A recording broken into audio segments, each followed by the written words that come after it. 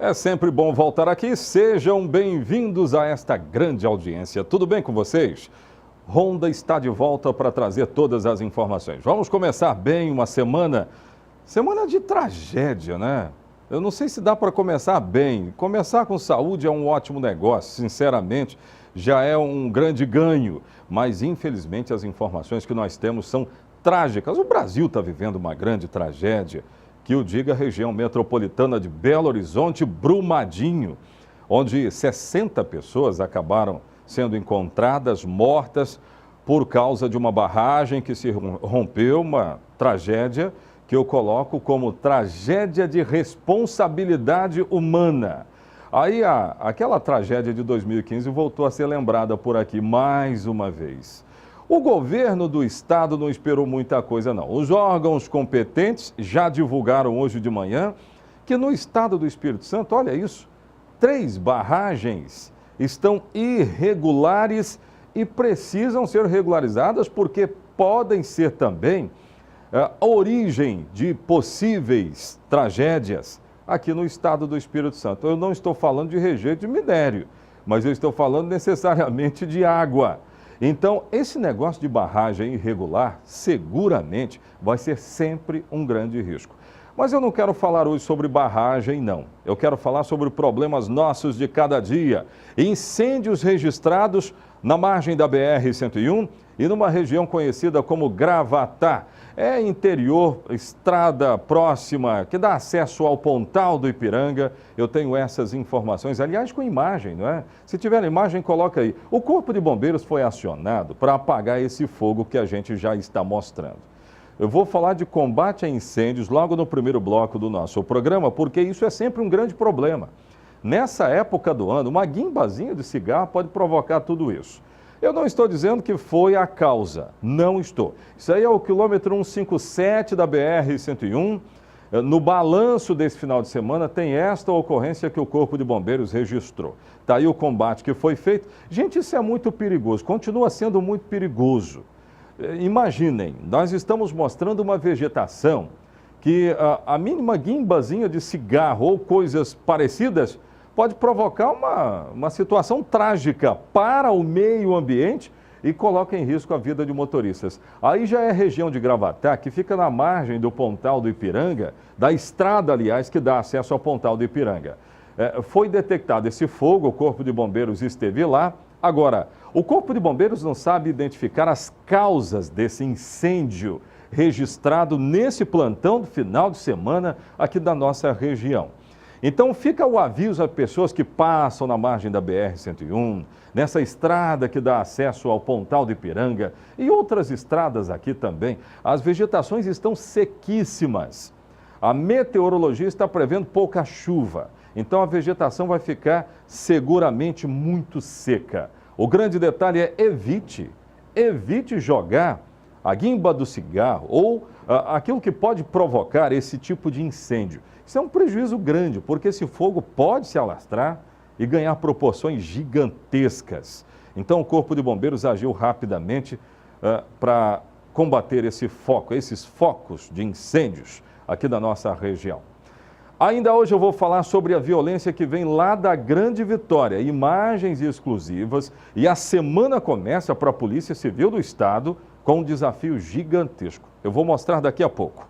É assim que nós começamos então, no rádio ou na TV, fiquem conosco, a notícia chega até você.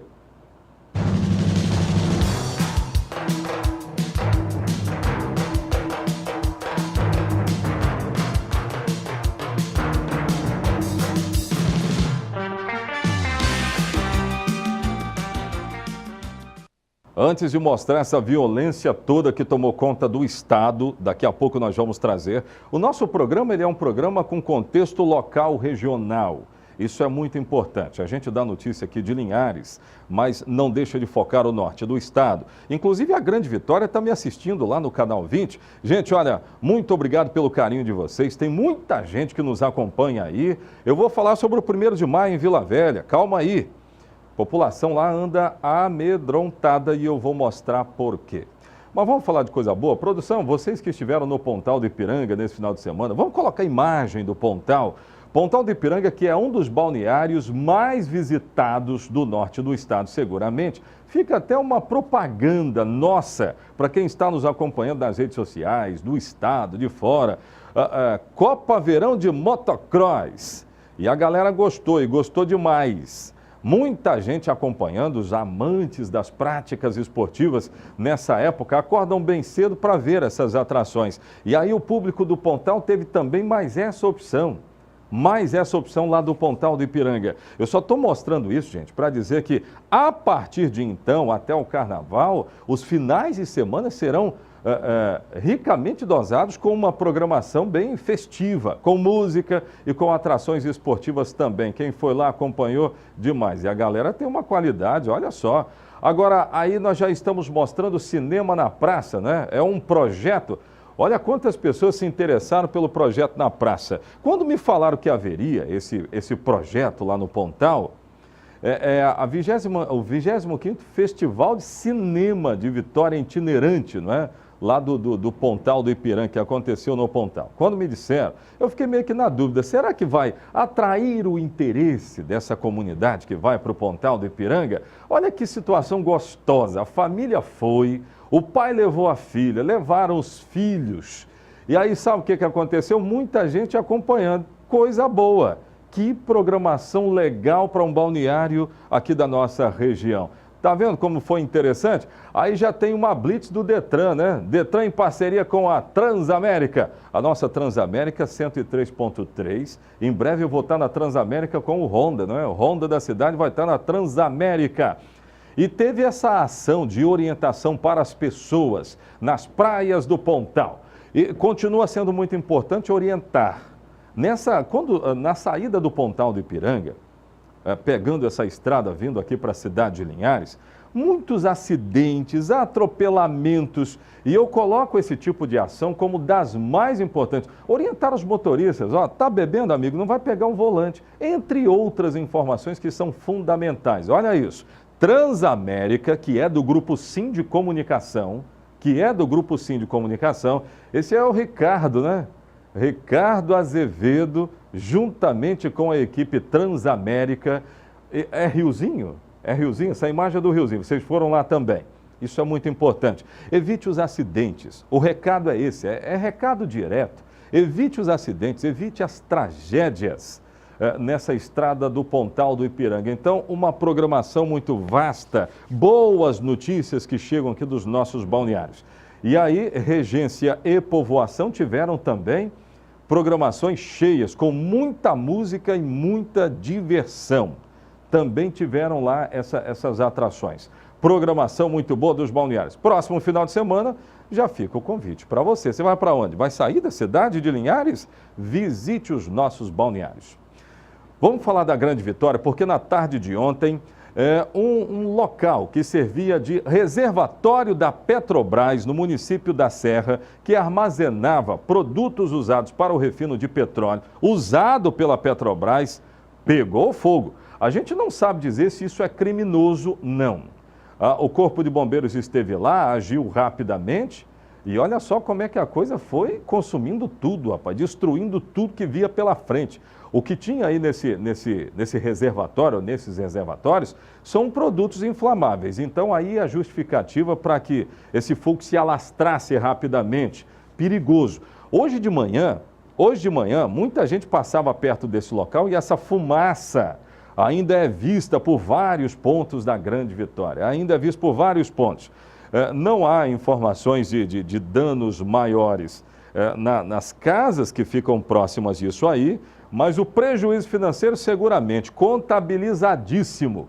Então, esse incêndio aconteceu ontem à tarde e hoje de manhã, muita fumaça ali pelos arredores da capital do estado, que acordou exatamente com mais esse barulho. Agora o Corpo de Bombeiros precisa dizer, sabe o que? Quem é que provocou esse incêndio? O que é que aconteceu? Ainda não tem nada. Não tem nada, muito embora investigações já estejam iniciadas. Volto a repetir, esse incêndio foi registrado por volta das 17 horas de ontem, nesse local que é usado para armazenar reservatórios de produtos inflamáveis usados pela Petrobras. usados pela Petrobras lá na Serra Grande Vitória. Olha, daqui a pouco eu vou voltar a falar da Grande Vitória, falo também aqui da cidade de Linhares. Vamos começar a semana assim, dando um giro de informações por Linhares e pelo estado do Espírito Santo. Eu volto já já.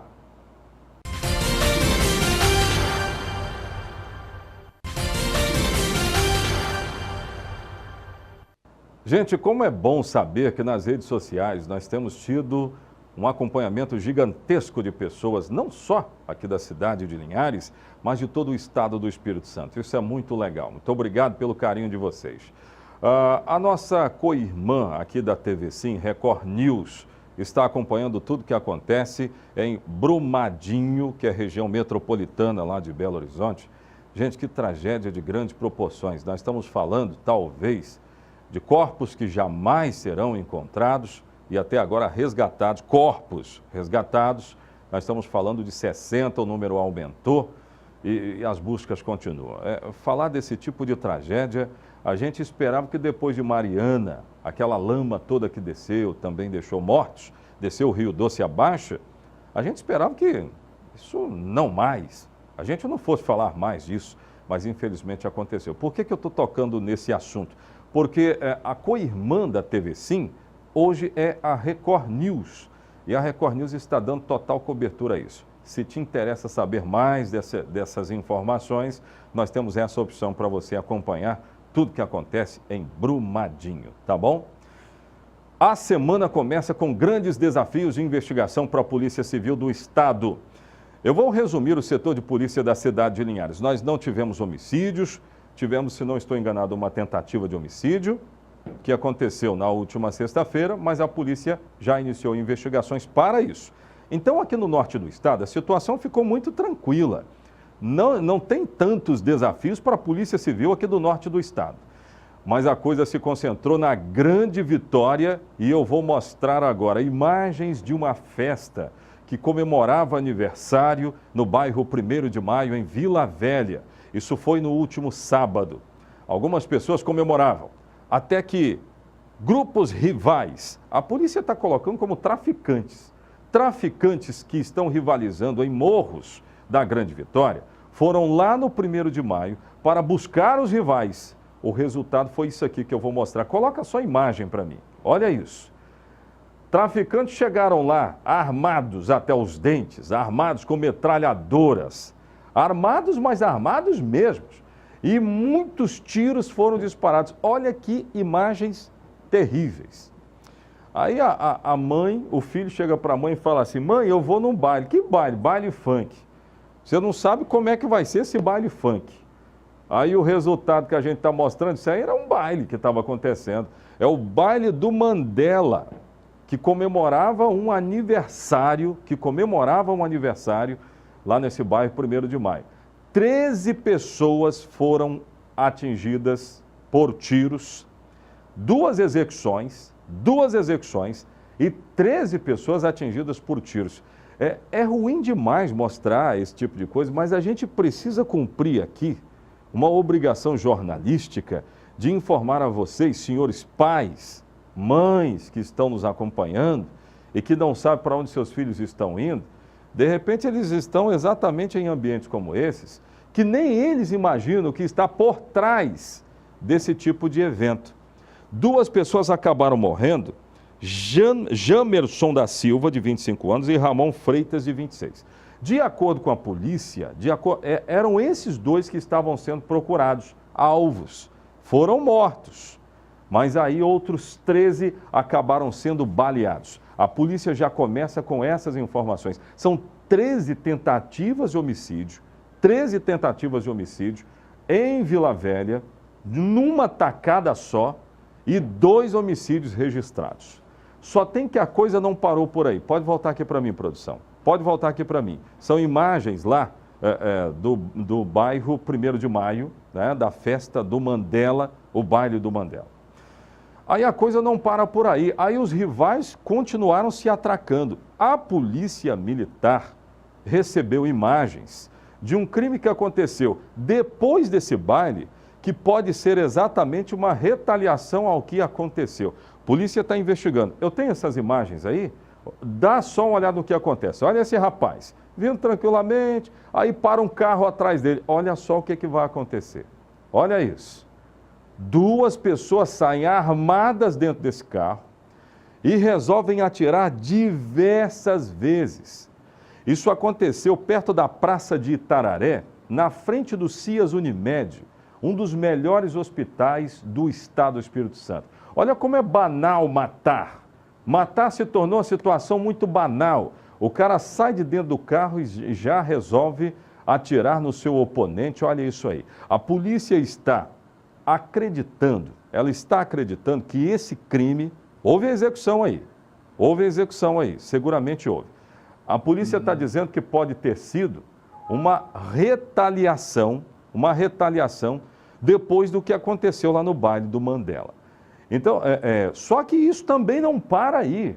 Hoje de manhã, nós não temos imagens, é claro, mas hoje de manhã, duas pessoas em um ponto de ônibus da Serra dispararam tiros. Uma idosa acabou sendo atingida.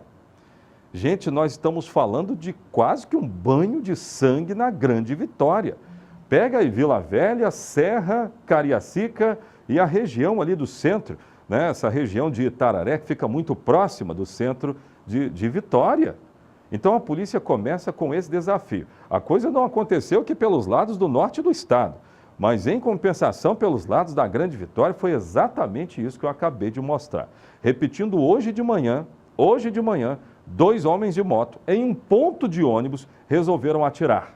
Dentro de um ônibus que faz a linha ali, Serra, Grande Vitória, ali o entorno da Grande Vitória, inclusive a Serra, segundo informações da própria polícia, bandidos atiraram dentro deste coletivo. E uma senhora acabou sendo atingida. A informação que nós temos é que a senhora morreu. Ela veio a óbito.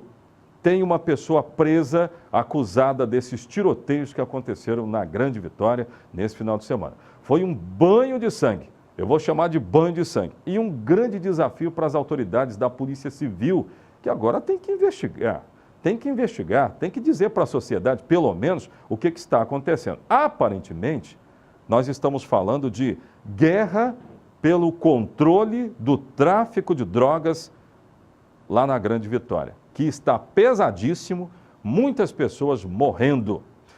Daqui a pouco de volta, produção, eu vou chamar um bloco de comerciais, daqui a pouco de volta tem outras informações no programa, eu volto já já.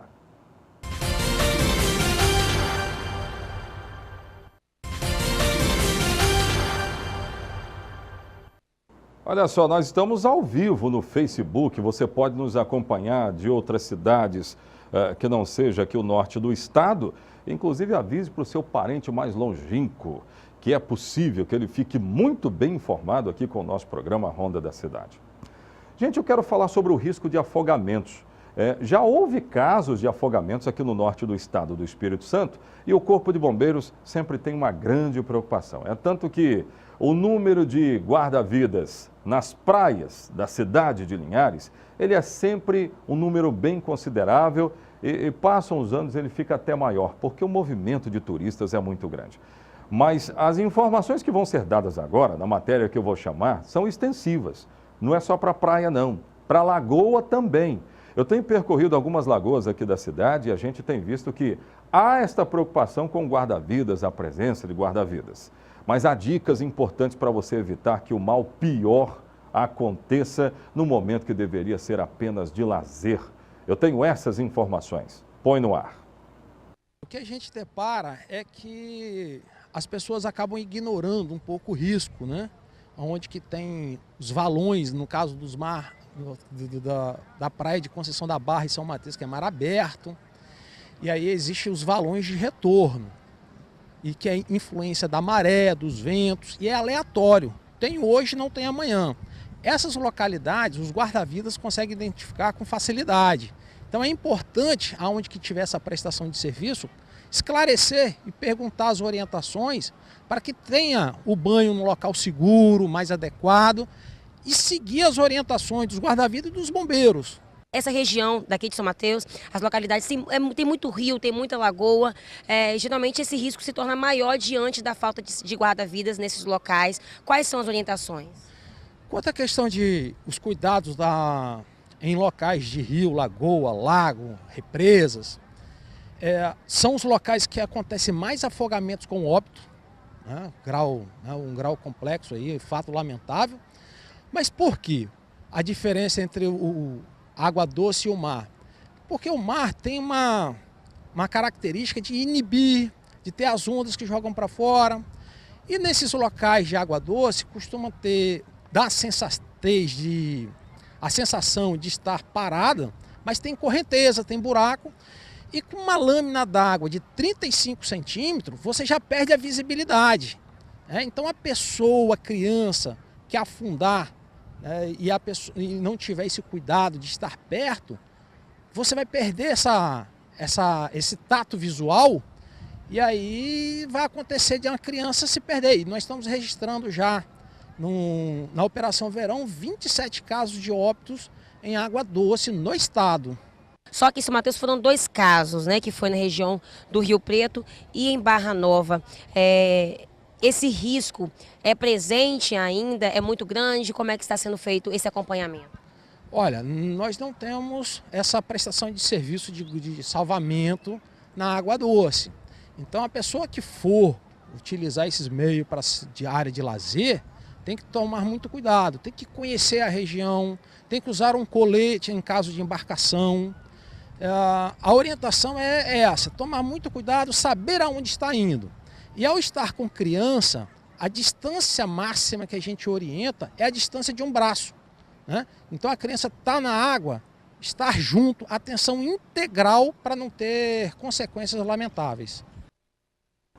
Gente, olha, eu vou em praia, mas eu não sou muito chegado a tomar aquele banho, aquela coisa toda não. Fico debaixo de uma sombrinha ali, tá bom demais. Uma água de coco, uma boa conversa com os amigos, eu vou para isso aí. E eu gosto de observar o que acontece à minha volta e tal. Eu estava vendo uma cena de uma criança que estava pulando ondas e o pai estava a uma distância muito grande dessa criança. E aí eu pensava comigo, será que isso não é perigoso? Tem uma onda ali, de repente, puxa a criança para dentro do mar. Então, há coisas que a gente precisa fazer, há observações que a gente precisa fazer aqui que significam um risco ainda não percebido por quem vai nas praias e lagoas aqui da nossa região. Evite as tragédias, é possível. Vamos falar da Polícia Rodoviária Federal, que está preocupada com o excesso de peso em algumas cargas que ainda estão passando pela BR-101. Sabe que por causa do excesso dessas cargas, nós já tivemos aqui muitos episódios trágicos. Vamos trazer essa informação. Põe no ar. A Polícia Rodoviária Federal flagrou esta semana uma carreta com 26 toneladas de excesso de peso durante uma operação. O responsável pela carga foi multado em R$ 7.000. Segundo o superintendente da Polícia Rodoviária Federal, Willis Lira, as carretas que trafegam com excesso de peso são um perigo nas estradas. O veículo, acima do peso que ele consegue transportar, ele está sujeito a se envolver num acidente pelos riscos de não conseguir fazer uma frenagem, parar antes de causar uma colisão. Dependendo da velocidade, ele não consegue fazer as curvas adequadamente. Há risco também da queda da carga na rodovia. Além dos acidentes, o excesso pode também gerar prejuízo aos cofres públicos ao danificar o asfalto. Não é só a questão do envolvimento em acidente, é também, claro, um trabalho de prevenção para não termos acidente, mas é um trabalho também de conservação para a rodovia. Quando a rodovia está com buraco, está com ondulações, a sociedade cobra dos órgãos, cobra do DENIT, cobra da ANTT, a devida manutenção da via, sendo que ela é causada por um condutor, um usuário, que insiste em desrespeitar a legislação carregando excesso de peso. O ano está só começando, mas a Polícia Rodoviária Federal já flagrou 180 toneladas de excesso de peso sendo carregadas por caminhões e carretas ao longo das estradas que cortam o Espírito Santo. Um número preocupante. A PRF já acendeu o sinal de alerta. Em 2017, 3.501 toneladas de excesso de carga foram flagradas pela Polícia Rodoviária Federal. Em 2018, foram 1.380 toneladas. A fiscalização foi intensificada após 2 graves acidentes. O primeiro em junho de 2017, onde 22 pessoas morreram. 3 meses depois, outro acidente, com 11 mortes. Tivemos fiscalizações após a ocorrência do acidente e nessas fiscalizações nós identificamos que a quantidade transportada em excesso estava diminuindo. Então nós flagrávamos condutores com 10, 20, 30 toneladas de excesso, passamos a identificar condutores com 2, 3, 4 toneladas. Nós percebemos que alguns veículos optaram por fugir da fiscalização, infelizmente também identificamos isso, mas a quantidade foi diminuindo. E a nossa última fiscalização percebeu o inverso. A quantidade sendo transportada foi muito alta. Isso fez com que as nossas equipes avaliassem essa nova situação e reprogramássemos o planejamento de fiscalização de excesso de peso. Mais uma vez, é evitar tragédias, né, gente? Nós precisamos evitar as tragédias enquanto nós pudermos evitar. Produção, Honda ficou por aqui, né? Acabou. Amanhã nós estaremos aqui, se o nosso sublime Deus assim permitir. Então, até amanhã. Tchau, tchau.